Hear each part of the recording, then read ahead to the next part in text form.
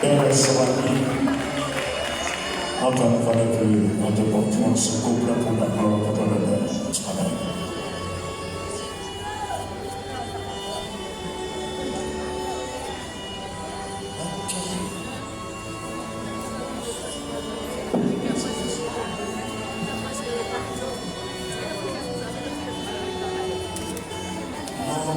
Nous te consacrons ce couple ancien et nouveau, puisqu'ils viennent de renouveler leur engagement. Encore, nous te demandons de changer l'eau en vin que tu as l'habitude de changer, de les bénir. Accorde-leur la grâce, la santé pour continuer à œuvrer pour ta gloire, pour continuer à être des modèles tant dans la communauté évangélique ou dans la famille élargie de divers membres. Sois avec eux, bénis ce couple et permets que ta présence soit avec eux chaque jour. Protège leur vie, accorde-leur la grâce, la santé et selon ta volonté, une grande longévité. Nous comptons sur toi, espérant que tu vas faire au-delà même de leurs demandes, de leur imagination et de leurs prières. Par Jésus-Christ, notre Sauveur, à lui soit la gloire au siècle des siècles. Amen. Bon, merci. Oui.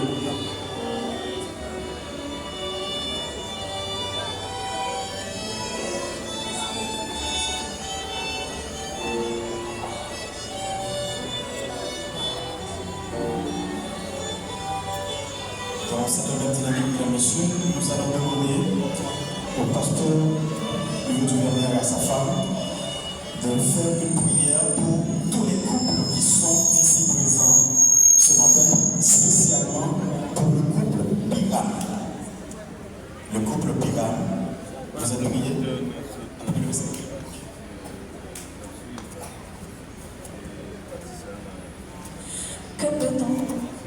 Que peut-on conseiller à un couple qui a 40 années d'expérience dans le mariage?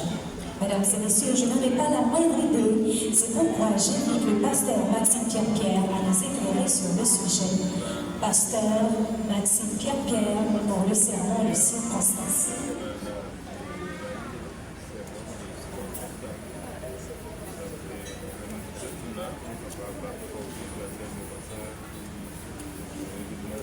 Un sermon de circonstance à l'occasion du 40e du couple du dernier.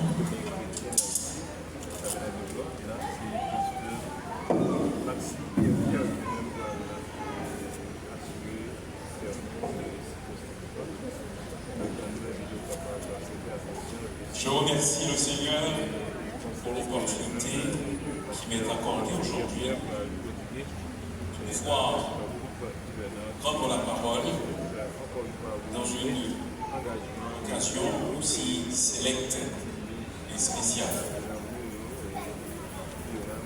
Pasteur Bernard, Madame, je tiens à vous féliciter pour vos 40 années de mariage.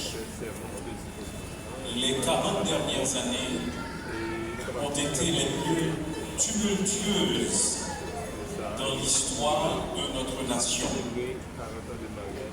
Et votre mariage a été comme un roc. Vous avez tenu bon par la grâce de Dieu. Je vous en félicite. Je remercie le Seigneur pour votre exemple et pour votre vie. 40 ans de vie conjugale, heureuse et bénie. Ma méditation, mon sermon aurait pu s'arrêter assez simplement. Car l'exemple que Dieu a placé devant nous dans ces deux personnes est plus éloquent qu'une dizaine de sermons en ce qui concerne la vie conjugale. J'aurais pu dire tout simplement, regardez leur vie, et ça suffit. Permettez toutefois que mes balbutiements sur le sujet vous disent comment tous nous pouvons y arriver peut-être.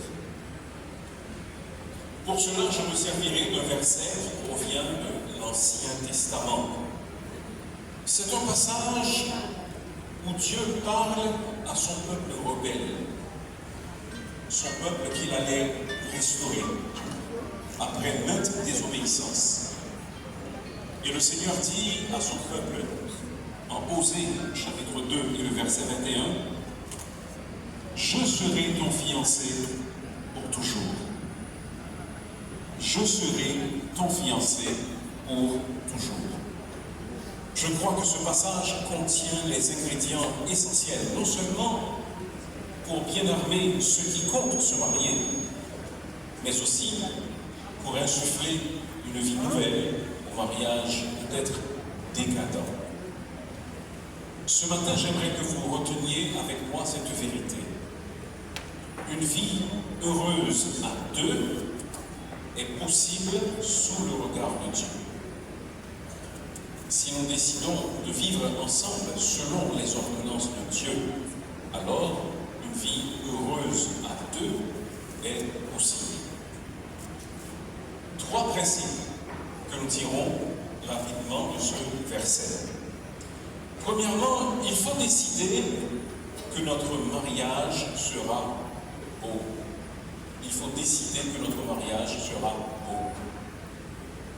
Le Seigneur se présente à son peuple et lui dit « Je serai ton fiancé ». En général, Dieu se présente comme étant le mari de son peuple. Cependant, dans ce passage, il se présente comme le fiancé. En effet, les fiançailles sont une belle période. On attend, on prépare activement le mariage. Les cœurs palpitent, c'est le temps des promenades sous la lune, la main dans la main, c'est le temps des échanges de cadeaux, de tendresse, de lettres d'amour. Cependant, lorsque nous nous marions, le romantisme, l'idylle s'arrête peu après. La vie romantique ou l'aspect romantique de l'amour s'écoule. La fleur de la passion se fane. En effet, le train-train quotidien, prévisible, programmé, répété jour après jour, mois après mois, absorbe la sève, dessèche la plante du romantisme dans l'amour. Les regards errent et ne s'attardent plus sur l'être cher. On dit même que si vous voyez un homme et une femme au restaurant qui se regardent intensément, ce sont des amoureux. Mais si vous regardez partout ailleurs, ce sont des époux. Si pour vous, qui m'écoutez tous, le mariage est une longue traversée du désert, c'est peut-être parce que vous n'avez pas aménagé des oasis de romantisme. Sinon, le bonheur conjugal sera vain, fugace. Certainement, vous n'avez pas changé. Vous vous aimez encore. Ce sont vos circonstances qui ont changé et qui vous privent de ces moments magiques. Souvenez-vous, lorsque vous étiez fiancés, vous attendiez de revoir l'être cher. Vous ne pouviez pas attendre.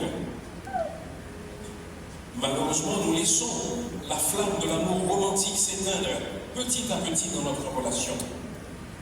C'est pourquoi il faut considérer le mariage comme un prolongement des fiançailles, surtout dans son aspect romantique. C'est pourquoi il faut décider que notre mariage sera beau et qu'il sera des fiançailles perpétuelles.